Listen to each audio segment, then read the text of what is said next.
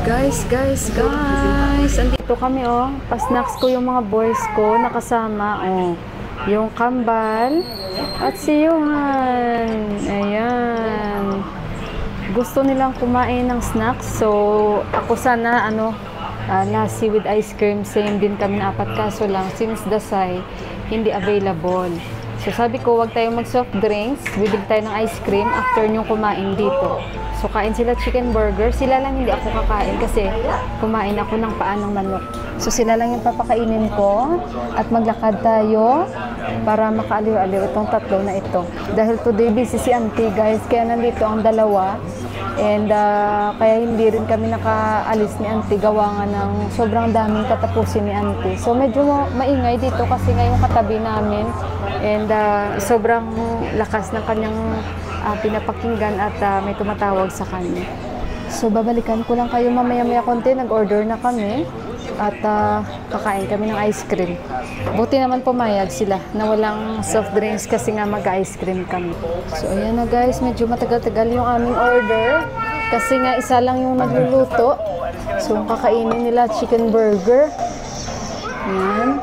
Tapos si Johan, kaya water lang tayo, hindi tayo mag-soft drinks dahil bibili kami ng ice cream. Ayan, sila lang yung kakain. Kain na. Ayan, thank you, Day.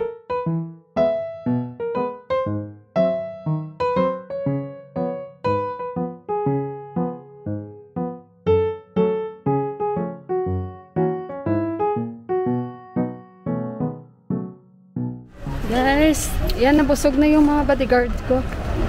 Kaya sabi ko, gusto nyo kumain ng masarap na ice cream kasi nga hindi kami nag-soft drinks. So, nag-deal kasi ako kay Johan tsaka sa kanila. You want soft drinks or kung mag-soft drinks kayo, hindi na kayo kakain ng ice cream. So, pinili nila yung ice cream. Okay, mag-ice cream tayo. So, dito kami, naglalakad-lakad. And syempre, tinanong ko sila kung okay lang. Tinitingnan ko yung binibilang ko kung may kangkong sila. So, lakad-lakad tayo. So, bukas, halos sarado na sila. Kahit sila ni Didi, kasi nga, magdadasay na sila guys. So, mag-uwian na sila sa village nila bukas. Kaya halos sarado na lahat. And, nagkataon din today na si auntie, marami siyang nililinis sa bahay nila. Kasi nga, di ba nagplano kami, naalis kami. Pero kasi, parang nag-iba na, iba pa na. And I think sa Saturday, yun, doon kami magdi-dinner sa kanila guys. Tingnan natin. Kasi ganun yun guys dito, pagdasay. Bali ang nangyayari, sa kada family talaga guys, nag-invite talaga yan sila, nakakain kayo. Sa mga between relatives lang guys. Kahit naman sa ibang friends, punta dito, punta doon, kain dito, ganun yun. Nakita ko na naman si Buwa. Ito siya guys, oh. Nabilhan ko to siya one time ng kalabasa. Sukli ko guys, sa 500 binigay ko sa kanya buo. Naawa ako guys that time sobra. Nakikita ko yan siya lagi. So ayun guys, lakad-lakad pa kami ha. Balikan kaming kambing oh. Kawawa naman yung mga kambing. Bibili ako dito mamaya. May pak choy sila, may broccoli, bibili tayo mamaya pagbalik. Dito na kami. Ice cream. They're in the other side also. Marami silang ice cream dito. This side, we'll check here. Oh. There's also. Johan, your friend. In your school? From your school? Ito guys, may mga ano sila oh. My friend si Johan, nagka-cashier. You get the cone? And you also? Bibili ko. Parang masarap ata ito. You get also. Parang kakaiba ito ah. This? Butterscotch. I want cone only. Pili sila. Which one? Ito na lang. Kuhanin ko. And then other Johan, you get for your snacks. You're in the house later. Biscuit. Yan, sabi ko kuha siya. Si Johan, pag pinapakuha ko, hindi man kukuha. Ito, favorite namin to ni Johan. Guys, oh, ito yung gusto ko. Yan, yung digestive na to. Like ko ito, ga. Like ko ito, like. Like. Yeah. Thank you. You get one each of you chips. Rero, Leso. Arpit ayos. Kukuha kayo. O, Yuhan. Oh, go. Finish? Yes. Let's go this side. Haribo? Where is the Haribo? This one? You want this? Let's go. Yan. This side. Punta tayo. Come here. Ito guys yung mga binibenta nila dito. Ikot tayo. Yan. May mga tea sila. Ketchup. Yung garlic paste din pala sila guys na binibenta. Oh. Ayan. Pero ito. Wala silang gata. Kasi kung may gata sila, bibili ako. Yan, mga sardinas din sila. Wala silang gata. Mga pineapple din pala sila, oh. Okay. Let's go. Lagyan na kayang ice cream ta. Let's go. I will buy the vegetable there. Come. Bayad muna kami, guys. So, ayan na sila, guys. Kain na ice cream. Si Johan ay pinapakuha ko siya. Sabi niya, ice cream lang, mama. Sabi ko, wala kang pang snacks bukas, ha? Kumuha siya, pero yung kinuha din chips. Tingnan niyo sila, guys, oh. Nag-share sila ng ice cream nila sa isa't isa. Pinakuha ko rin yung mga boys. Sabi ko sa dalawang kambal, kuha din kayo ng chips niyo. O, ito din, nakasalubong natin dahil mainit ngayon. Ice cream din sila. Siyempre, ako guys, ice cream din ako. Kain din ako ice cream, favorite. Basta ice cream sold na. Ayan. Kita niyo mga babae guys, oh. Karga-karga yung gas dito. Shortcut kami dito.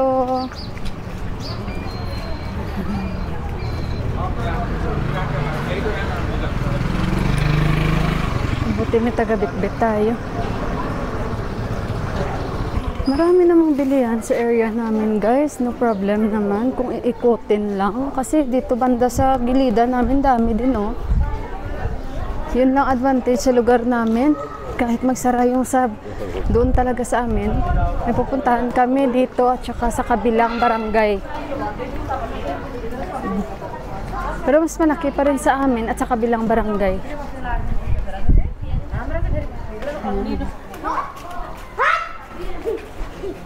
Ang bata naglalaro. Diba? Malapit na dito sa amin. Nakita nyo na yung aking shortcut, long cut.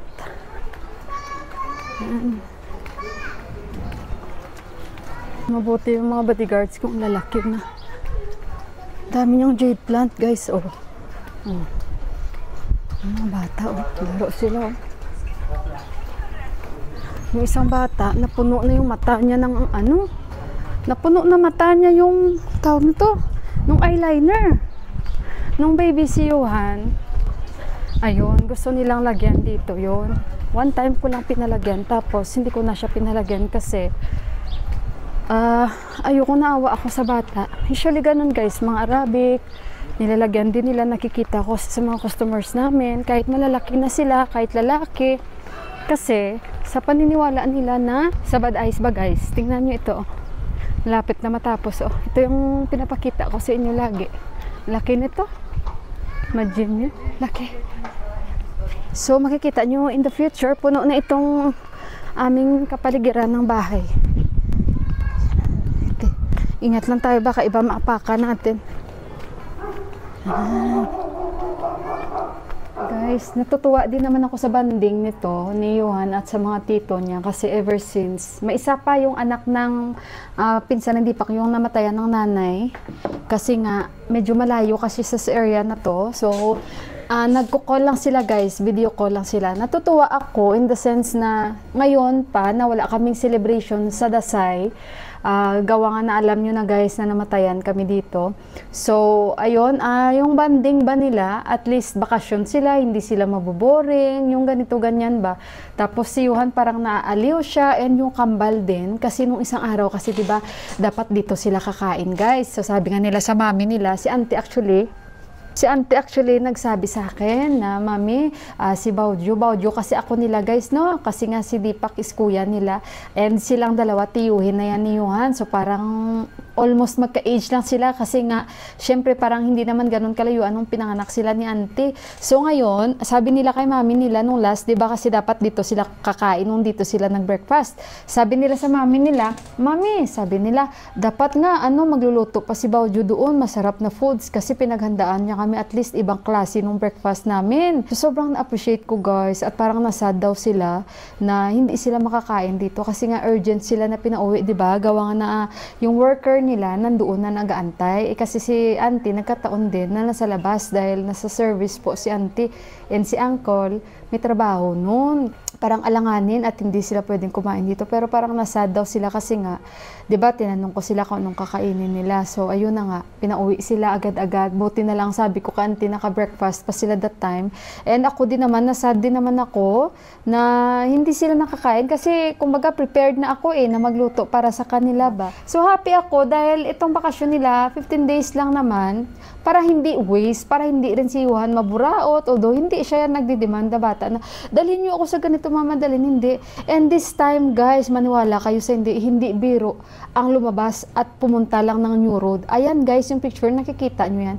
Ganyan ka-crowded guys ang mga tao during the Dasay, dahil talagang kung shopping, grabe guys, may isip nyo ba na wala yung pera ang mga yan? Namimilian sila kahit mga jewelry shop, punong-puno. Sa atin nga bihira pa nga mapuno ang jewelry store, di ba? Ang jewelry shop. Pero dito guys, puno ang jewelry shop, tapos puno talaga lahat, as in, grabe talaga guys, hindi ko yan kaya. Once ko lang yan na-experience, pero sumakit talaga ulo ko guys. Sasakit yung ulo mo, gawa nga na guys na sobrang crowded, tapos halos yan sila, hindi yan sa mall namimili yan sila sa Divisoria talaga, dahil ang mga tao po dito, ganun sila kasimple, and hindi po sila mahilig yung magpasosyal. May mga social naman dito guys, nakikita ko nagbablog, yung may mga kaya talaga, pero ano lang guys, pili lang ang mga yon. Pero maniwala kayo, hindi ba sila pumupunta ng Divisoria? Maniwala ako.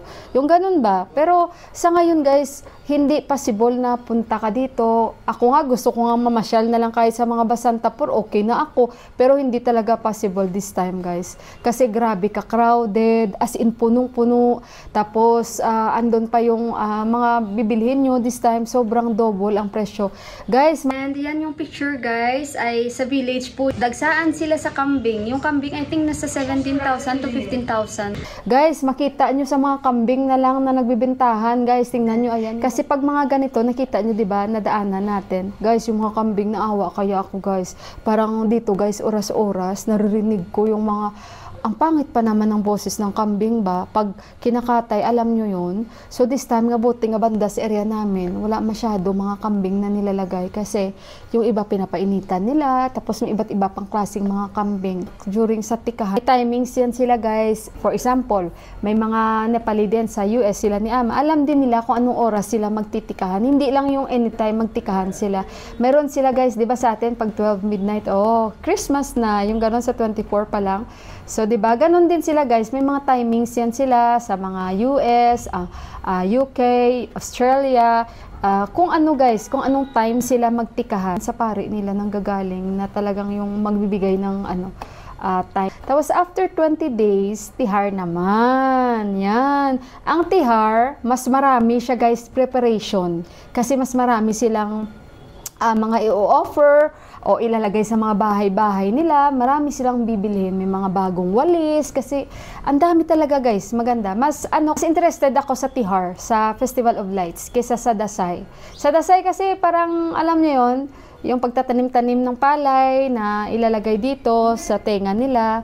At yun lang. Tapos bili damit, bili ng Yung Festival of Lights kasi, colors yun guys eh. So maglagayan ng kulay sa noo kasi mas interesting siya para sa akin compare sa Dasay guys. Maraming laman ang tihar nila kung pag-uusapan lang. And of course guys, sa mga babae natin na sa Florida and syempre sa lahat-lahat po ng mga taga Florida, prayers po. Siguro ito yung parang may bagyo guys.